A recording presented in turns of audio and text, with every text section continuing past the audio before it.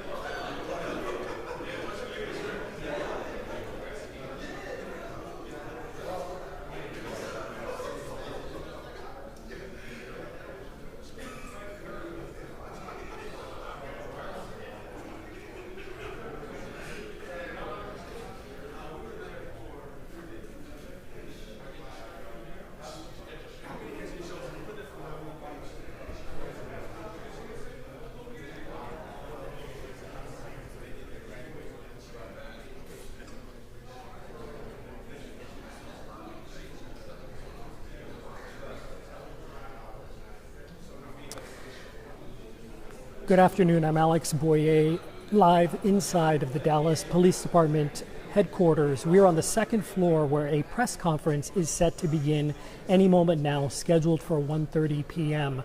We're told that Dallas Police Chief Daniel Comeaux will provide an update on the officer-involved shooting that left one man dead, and also police body camera video of that incident will also be released. Just to give you a little bit of background, this deadly encounter took place on July 9th, just before 10 a.m. Dallas police officers responded to a 911 call on Fairview Avenue regarding a man in the street with a knife. The armed suspect was reportedly kicking on the door of a residence and putting the knife to his neck. So when officers arrived on scene, they gave the man loud verbal commands to drop the knife. The man did not drop the knife, according to police, and then that's when officers used less lethal force, but apparently it was unsuccessful, and officers then gave more loud verbal commands. A DPD said the man then advanced towards one of the officers, at which time the officers, at least one of them, fired their duty pistol, hitting the man. We know he later died at the hospital. Now, I can tell you that the knife was recovered and no officers were injured. The Dallas County District Attorney's Office is set to conduct its own separate investigation, which is underway. And, of course, that news conference again getting away in just a few minutes. You can watch it in its entirety here on fox4news.com.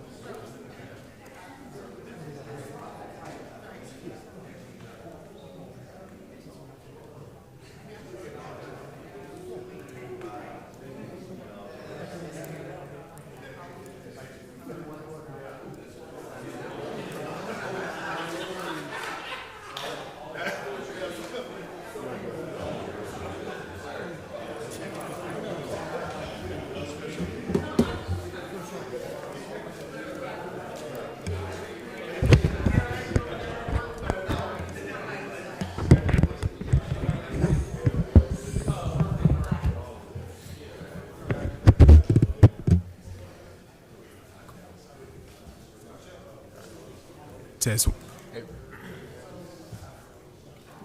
It's good? All right, cool.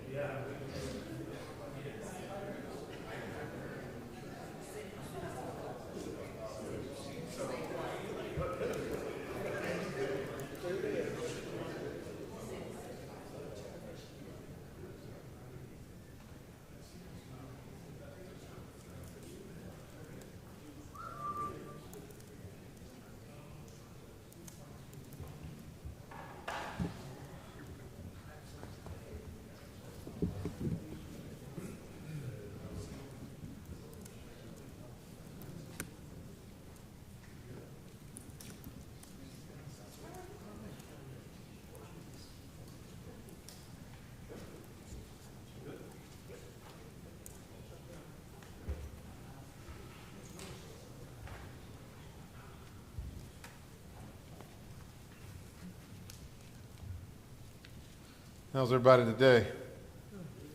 We're here to provide an update on the details of the officer-involved shooting on July 9th, 2025 in the 3000 block of Fairview Avenue.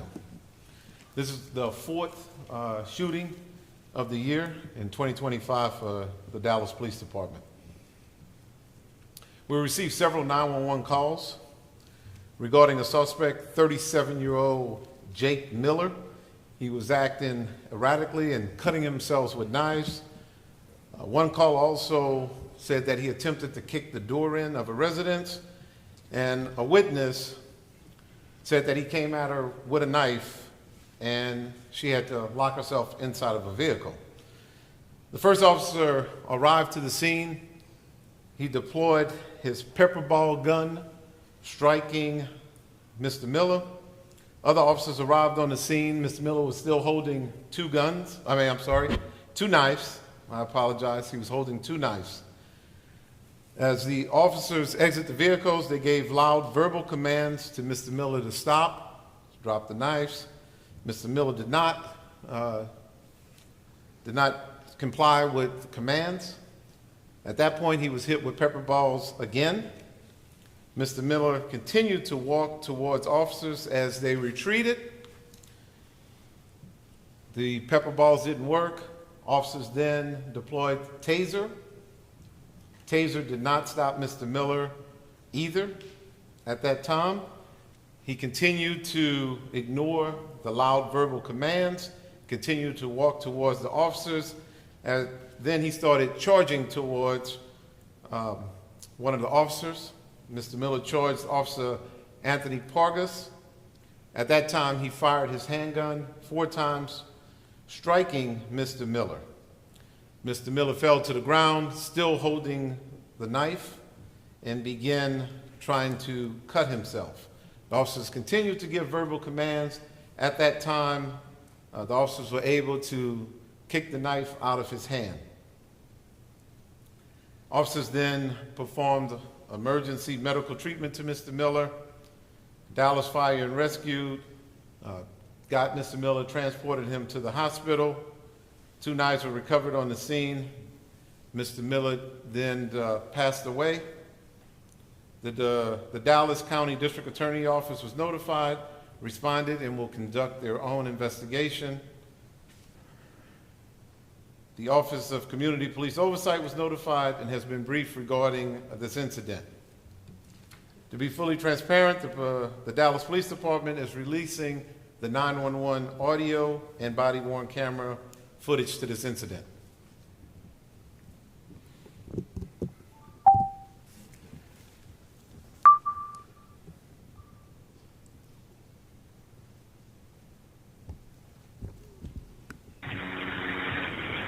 Dallas 911, this is Nathan. Do you need police, fire, or EMS?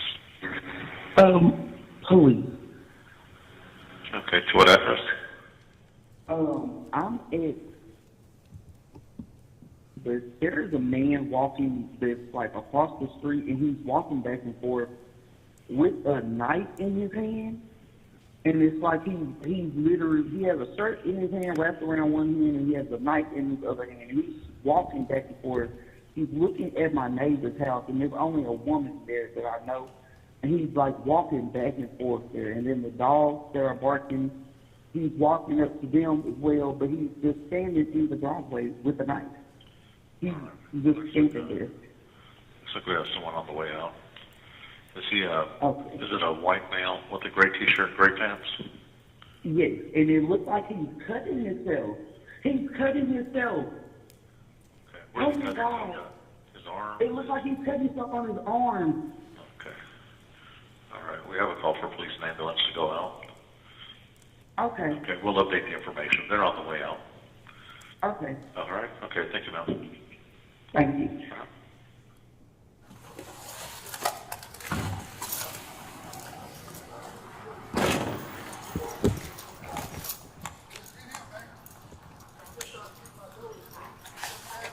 Okay, careful, careful. What they don't say.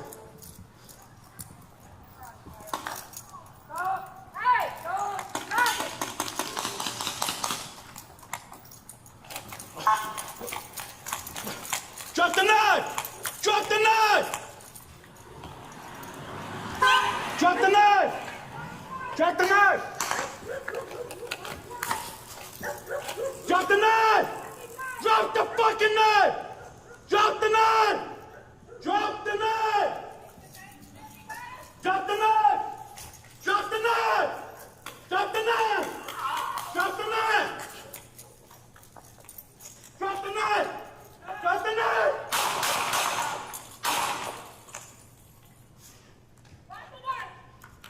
Drop the knife! Shots fired. Fucking 1-5, shots fired. Drop the knife! Drop the knife! Put the knife down! Put the knife down! Put the knife down!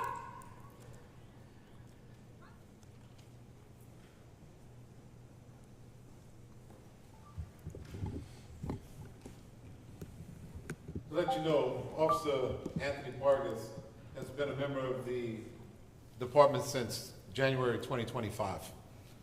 I have invited Special Investigator Lieutenant Benny Hanley to join me at the podium in case there's any questions.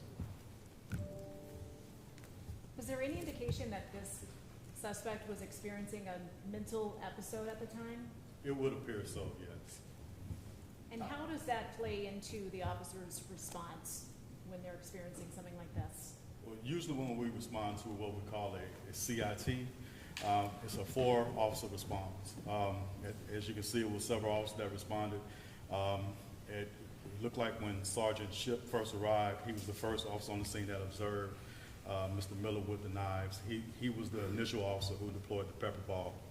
A short time later, Officer Pargas and another officer arrived that deployed the tasers. So, What does CIT stand for? it's basically when we have a possible mental health call. Toxicology report? We're waiting on that to come back. We hadn't gotten that back Do yet. you have a timeline for it? Hopefully in the next few days. Two questions. Was Mr. Miller known to anyone on that street, including the home that he's reported to been kicking the door? One. Yes, his roommate was actually one who called, and they lived on the street. Okay. And then two, was Mr. Miller the subject of any other DPD investigations that might have regarded any mental health elements or anything like that? No, we didn't have any mental health history on Mr. Miller. Just for clarity, when you say that the woman we heard on the phone say that he was walking back and forth in front of a house that a woman occupied, is that the house we're talking about, the roommate? No, the roommate was actually in a car on the video, and he was following the car down the street. Okay. But he lived in that neighborhood? Yes, he did. Okay. And the house that he was in front of, did he know anything about that person? No.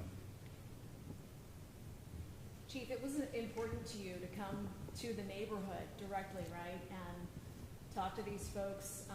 It seemed to go a long way with them to see you there, and they have said, we'd like to see more folks out here, but why was it important to you to boots on the ground, be there, and help address this? Well, one of the things that I will be committed to Dallas, that I will be a present chief. I will be wherever I'm needed to be, and that's for community events or anything that happens in the community that's good or bad. I will always be present. As far as an officer-involved shooting goes, I mean, seconds like this count, and they're using just about every single tactic they can to try to stop him. Can you just talk about the measures that they took before those shots were fired? Look, the officers did a phenomenal job out there. They tried to keep everyone safe. They even tried to keep Mr. Miller safe. And Mr. Miller left them no choice. Obviously, you can see from the video, he was going to harm our officers. And officers did everything they needed to do at that time, and they acted accordingly. And this is the second time that someone has tried to, did not comply with the officer's request in a week to put their weapons down. Just tell me about, again, it highlights the dangers of the job, right? Look, the job is definitely dangerous. We want every single officer to go home every night, but we train all of these officers. These officers go through really long, extensive training to make the right decisions, and this officer here clearly made the right decision. Next question. Where does the back end of that? They do have all the training, but then day of, they know there will be scrutiny, they know there will be a lot to come. How do you prepare for that emotionally, mentally? How hard is that part? Look, it's not really easy, right? And we have a really good wellness program, and it's part of our job to make sure that our officers are mentally fit, and we will take all the time out to make sure the officers get the proper attention after an incident like this.